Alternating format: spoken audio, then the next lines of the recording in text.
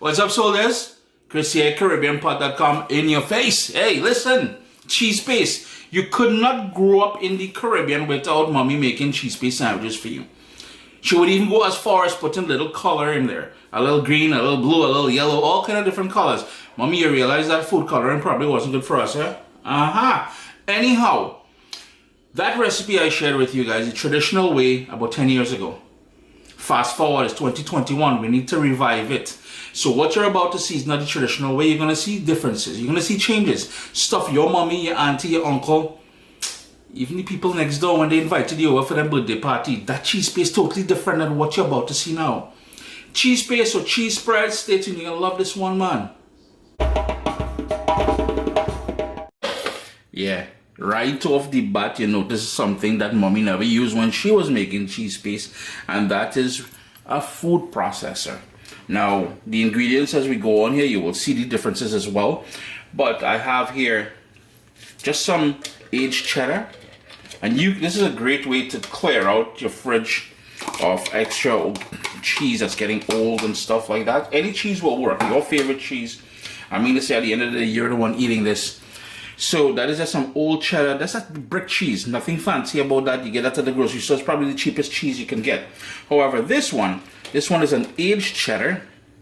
And that is one I bought from one of the local British stores. So that's a British aged cheddar. Really lovely, man.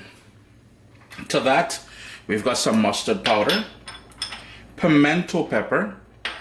And pimento pepper, if you're new to the channel, these are pimento peppers. They've got the same scent, the same perfume as Scotch bonnet peppers, or I lovingly call it Caribbean sunshine. However, no heat. It's considered a seasoning pepper. We've got 1 clove of garlic that I minced.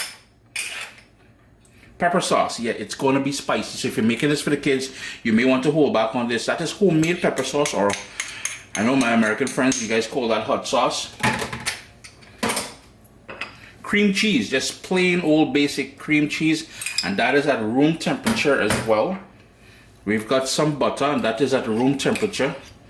It's winter time, the house is a little cool, so that's why it's still a little firm. And I've got here 1 large shallot that I gave a rough chop to. Everything I gave a rough chop to. Now, the other thing we need in there is some fresh ground black pepper. Technology ain't want to work for us today, but small thing.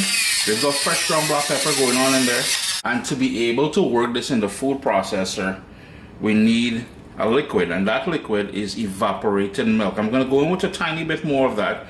Here's the thing, once we start working it in the food processor, we will know, and we'll need to know how much we need and how to adjust it accordingly. No salt, because the both cheddar cheeses I have in there, as well as that cream cheese, all got sodium in there. We're trying to cut back on the amount of sodium in our diet. High blood pressure and all that stuff like that is real in the Caribbean. Now, the other thing, if you wanted to add in here, give it a lovely flavor, is some fresh chive. Unfortunately, it is, the beginning of November. Chives in the garden.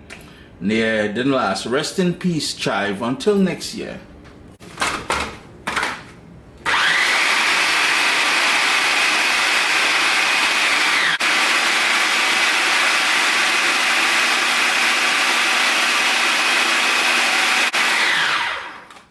And then basically all you would do then is keep working it, keep scraping down the sides and adding liquid accordingly. It will take a few minutes because you want something that's smooth. And it will take a few minutes for it to get nice and smooth. Now if you find that it's a bit too runny, let's say you put too much of that evaporated milk, you can always add more cheese to it to thicken it up. But I love the consistency I have here. This one that's a little bit more smooth. And here's the thing, as a kid growing up on the islands, and this was the go-to sandwich for most events and stuff like that. You go to church, you're getting a cheese paste sandwich. Lunchtime, your mommy pack cheese paste sandwich for you. You go to a birthday party, your friend mommy pack what? Cheese paste sandwich, I'm telling you.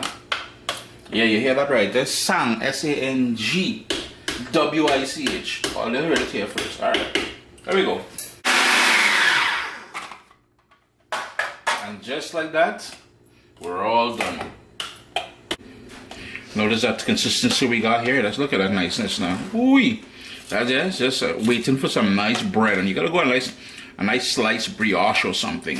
Because big people think we ain't trying to get no little sandwich loaf, no little $2 bread. We want a nice bread. So go to the road and get brioche now. Sup, soldiers?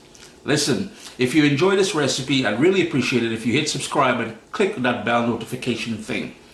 If you've made the recipe, take a picture and send it to me. Email address down here. I mean, trying to tell people the email address, them butts will take the address and do all kind of thing with it. And tag me on Instagram at Caribbean Pot. I really appreciate you guys, and thanks for being in my kitchen with me today. Irene. Chris here, CaribbeanPot.com. Always a pleasure having you guys here in the kitchen with me. Big people, cheese paste. We've done the basic version before, but I hope you guys give this one a try. You know, we make sandwiches with this, or you use it just as a cheese dip. You get them, get some celery, get some carrots, get some broccoli, whatever it is. Them kids will jump all over that. Yeah, but do remember, if you're giving the little ones this on the sandwich and stuff like that, you may want to hold back on the pepper sauce because it will be spicy. Yeah? Make it a great day and go and make some sandwiches, man. Go and make some sandwiches.